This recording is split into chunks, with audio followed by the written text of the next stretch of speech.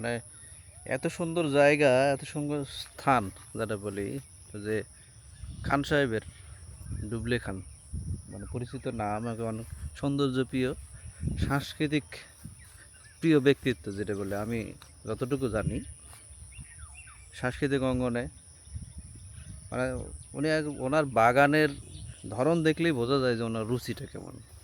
ধন্যবাদ আপনি এত সুন্দর একটা এই বাগানটা তৈরি করার কারণে। সবাই পারে না, এরকম অনেকের অনেক সম্পদ আছে, কিন্তু এরকম বাগান করা কয়জন হয়? আপনি দেখেন বিশ্বের কাছে এরকম বাগান আছে কিনা। মানুষের ক্লান্তি বা ক্লান্ত দূর করার জন্য বিকালবেলা এসে যদি বসে এক কাপ লাল চা খায় অথবা দুধ চা বা কফি খায় বা গানের আড্ডা হয়, তো অসাধারণ কিন্তু একটা ফিলিংস হলো যে বাঙালির সংস্কৃতির সাথে মিশে যাবে এসব বাগানের ধরন।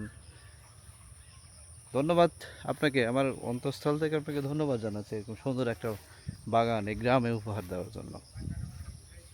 আমি আসি নাই, কিন্তু আজকে অনেক জায়গাতে দেখলাম যে আপনার এই বাগানের সৌন্দর্য এরিয়াটা আমি নিজে অবলোকন করলাম, নিজে সচক্ষে দেখলাম এবং অসাধারণ। এখন গাছগুলো যখন বড় হবে, বিশেষ করে সুপারি গাছগুলো, ভিতরে আরও কিছু গাছ আছে, এগুলো গাছ বড় হলে তখন কিন্তু আরও একটা অন্যরকম ফিলিংস বা অনুভূতি আসবে। এখানে বসার একটা জায়গা, সুন্দর ঘর, হ্যাঁ, কতটা সৌন্দর্য প্রিয় হলে মানুষ এরকম করতে পারে। এত কিন্তু সহজ না এই বিষয়টা তৈরি করা। এই কতটুকু জায়গা ভাই?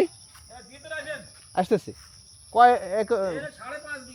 ওরে বাবা রে, পুরো 5.5 বিঘা জমির মধ্যে এই বাগান না, বাগান বাড়ি নাম দিছে কি বাগান বাড়ি? হ্যাঁ, ফেসবুকে দেখি বাগান বাড়ি।